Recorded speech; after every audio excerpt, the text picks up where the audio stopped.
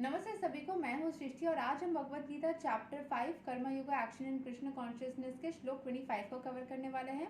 रोज की तरह पहले मैं संस्कृत में श्लोक को पढ़ूंगी, उसके इंग्लिश ट्रांसलेशन को देखेंगे और मीनिंग को समझेंगे। तो चलिए शुरू करते हैं।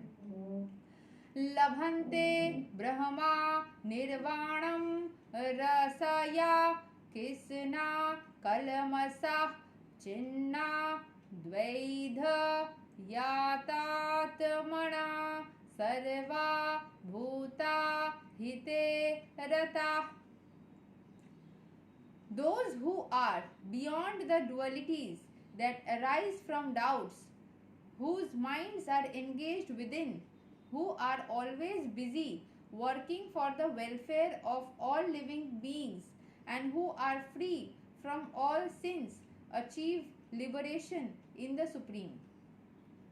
जिनके दिमाग those who are beyond the dualities, जो कंफ्यूजन में कि क्या होने वाला है, क्या ये वो इस सारे ड्युअलिटीज से उर्ध है, that arise from doubts, doubt से जो होता है ना कि मेरा ये काम बनेगा या नहीं बनेगा, बनेगा या नहीं बनेगा, ये ड्युअलिटीज से, डाउट्स की वजह से जो ड्युअलिटीज आती है उससे जो ऊपर चले गए, बियॉन्ड, जो उससे उर्ध चले गए हैं, whose minds are engaged within, जिनके दिमाग बस अपने ही अंदर व्यस्त रहता है, who are always busy working in the welfare of all living beings, जो कि हमेशा लोगों के भलाई के लिए हमेशा काम करते रह रहे हैं। स्पिरिचुअलिटी मतलब ये नहीं कि आप बस भक्ति करो और किसी के बारे में ना सोचो, लोगों का मदद कर, जैसे मैंने पिछले श्लोक में भी बताया था, लोगों की मदद कीजिए, तो लोगों के लिए मदद करना, और सिर्फ लोग नहीं, लिविंग बीइंग मतलब प्लांट्स, एनिमल्स, ह्यूमंस, एनिमल्स में भी ह्यूमंस आ जाता है, सबके लिए।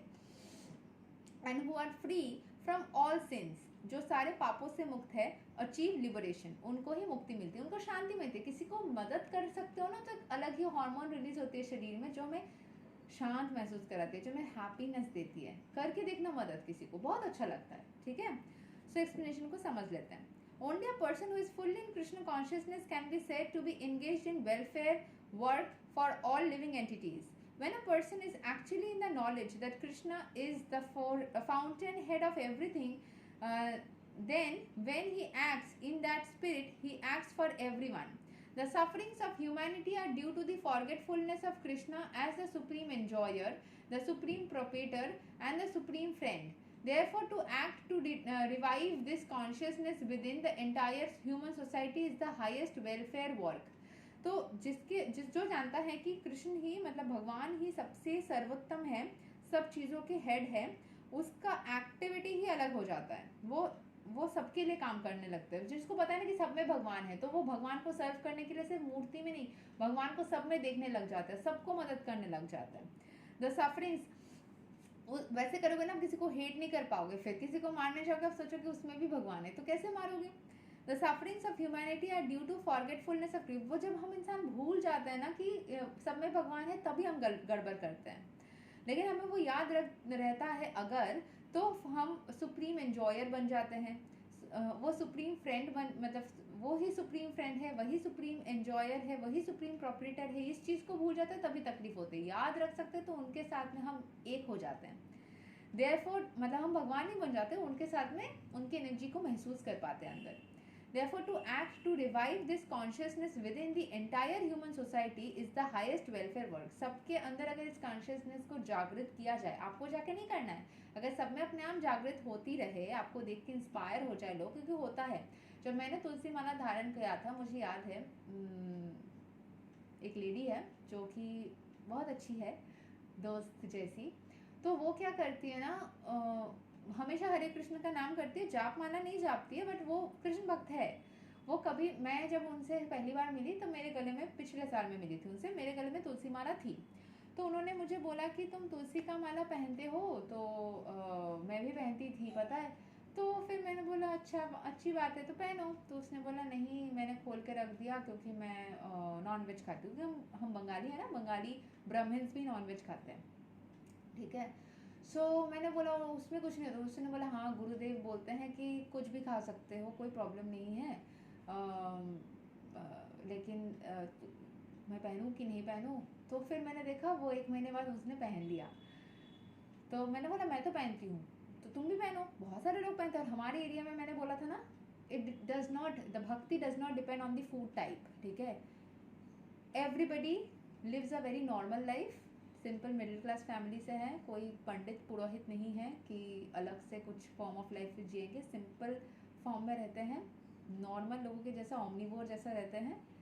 लेकिन सबके मतलब मेजॉरिटी के गले में तुलसी माला, चाहे वो 10 साल का बच्चा हो कि एक 90 साल का बुढ़ा, मेजॉरिटी है तो तुलसी माला। हमारे एरिया मतलब मैं बचपन से जिसको भी देखती हूँ मेजॉरिटी मुझे तुलसी माला धारक ही दिखता है, लेकिन वो वैष्णव नहीं है, नॉर्मल लोग हैं। मेजॉरिटी जो लोग थोड़े से मतलब लोअर मिडिल क्लास के लोग हैं या फिर पुअर फैमिली से हैं, उनके गले में तो होता ही है, बट वो लोग कभी भी वेजिटेरियंस नहीं होते। तो मुझे नहीं पता कि नॉन नॉन बंगालीज जो देख रहे हैं उनका कैसा कंसेप्ट है, but yes it's very very liberal here. ठीक है, सभी लोग भक्ति करते हैं ना, ओमनीवोर जैसा रहते, जैसे भगवान ने बनाया है वैसे रहते हैं। सो नो ऑफेंस, इसीलिए मैंने बोला था जिसको जैसे जीना है उसको वैसे जिए, सबको सम्मान से जिए, इससे कोई प्रॉब्लम नहीं है। ठीक है, जो प्लांट्स है उनमें भी प्राण है, जो एनिमल्स है उनमें भी प्राण है। तो आप अगर सिर्फ फ्रूट्स खा के रह सकते हो then you are not actually hampering anything, क्योंकि फ्रूट्स जो होती हैं या कुछ वेजिटेबल्स होती हैं जिनको आप प्लग करोगे तो वो एज एन एक्सक्रीटरी प्रोडक्ट मानी जाती है, बट जनरली फ्रूट्स ही वैसे होते हैं। सिर्फ फ्रूट्स खा के लोग नहीं जीवित रह पाते, तो बाकी चीज़ें जो भी आप खाओ उसमें आपके प्लांट्स को काट के या ऐसे ही बनता है। जो भी आप साग खाओगे या जो भी सब्जियां खाओगे, जो भी आप बाकी चीज़ें जो वेजिटेबल्स ले रहे हो, ग्रेन्स ले रहे हो, वो कहीं ना कहीं आपको काट के छाट के उनको मार के गिरा के ही खाना पड़ता है। तो वैसे ही है, food system is mainly like that. तो क्षमा मांग लो, इसीलिए तो पाप जनरेट होता है कुछ ना करके भी। कैसे होता है, ये सब भी इंक्लूड हो जाता है उसमें। तो इसीलिए हमेशा क्षमा मांगते रहो, हमेशा ईश्वर को बोलते रहो कि कुछ भी हम गलत कर रहे हैं तो प्लीज़ हमें माफ़ करें, प्लीज़ हमें माफ़ करें। हमेशा माफ़ी मांगते रहो, धरती माता से माफ़ी मांगते रहो। एंड माफ़ी मांगते मांगते नेचर ही ऐसी हो जाएगी ना, आप बहुत हम्बल हो जाओगे। इसीलिए माफ़ी मांगने बोला जाता है। ऐसे नहीं कि आपने सच में गलती किया है, कभी कभी हमें खुद अपने अंदर ह्यूमिलिटी भी लाने के लिए करनी होती है, थोड़ा हम डाउन टू अर्थ भी रहे। ठीक है, सो हाँ, therefore, to act to revive the consciousness within the entire human society is the highest welfare. One cannot be engaged in such first-class welfare work without being liberated in the Supreme. जब तक आप ईश्वर की भावना को पूरी तरीके से अपने अंदर महसूस नहीं करोगे, आप सबके लिए उतना काम नहीं कर पाओगे। जैसे जो लोग होते हैं ना सोशल वर्कर्स, वो लोग बहुत ज़्यादा मतलब ईश्वर के प्रिय होते हैं। ठीक है, क्योंकि वो कहीं ना कहीं हेल्प तो कर रहे हैं लोगों को, सबके अंदर ईश्वर है। जीवे जॉन कोरे छे जेई जॉन छेई जॉन छेबी चे ईश्वर, मतलब जिसने जीवों को प्रेम किया है उसी ने ईश्वर को सेवा किया है। एक बहुत ही फेमस हमारे बंगाल के कवि है, राइटर है, उन्होंने ये चीज़ बताई। गूगल करना कौन है वो, ठीक है। अच्छा, a Krishna conscious person has no doubt about the supremacy of Krishna. He has no doubt because he is completely freed from all sins. This is the state of divine love. वो जो एक मतलब भगवान को लेके कोई doubt नहीं होती, अब कृष्ण को माने कि किसी भी फॉर्म में माने, ईश्वर की एग्जिस्टेंस को लेके डाउट नहीं होती। A person engaged only in ministering to the physical welfare of the human society cannot factually help anyone. जो फिजिकल अपने फिजिकल नाम कमाने के लिए कर रहा है, वो एक्चुअल में कोई अच्छा काम नहीं कर रहा है, बस अपने लिए सोच के कर रहा है। Temporary relief of the external body and the mind is not satisfactory. The real cause of one's difficulties in the hard struggle for life may be found in one's forgetfulness of his relationship with the Supreme Lord. When a man is fully conscious of his relationship with Krishna, he is actually a liberated soul, although he may be in the material tabernacle. ठीक है, तो जो लोग real cause, किसी के real difficulties क्या होता है in the hard struggle of life में be found in once forgetful. जब कोई ईश्वर के साथ में अपने भक्ति करना भूल जाता है, ईश्वर को भूल जाता है, तभी उसका रियल सिन होता है। ईश्वर को ही जो भूल जाता है कि एक सुप्रीम क्रिएटर है, उनको थैंक यू करना है, जब वो बात भूल जाता है, जब वो तभी उसका रियल प्रॉब्लम्स चालू होता है। When a man is fully conscious about his relationship with the Supreme, he is actually a liberated soul. जब वो समझ जाता है कि मैं एक अंश हूँ ईश्वर का और मुझे उस ईश्वर के को थैंक यू करना है, उस ईश्वर के सानिध्य में रहना है, तब उसके सारे प्रॉब्लम्स आधा तो वहीं पे गायब हो जाते हैं। Although he may not be in material tabernacle, वो मटेरियल चीज़ों में मतलब उलझा हुआ भी नहीं रहता है, ठीक है। वो हो सकता है कि वो मटेरियल वर्ल्ड में है बट फिर भी वो लिबरेटेड हो जाता है, ठीक है। सो एक लिबरेटेड सोल हो जाता है वो पूरी तरीके से। यही तक था श्लोक नंबर 25। ईश्वर को अपने अंदर महसूस कीजिए।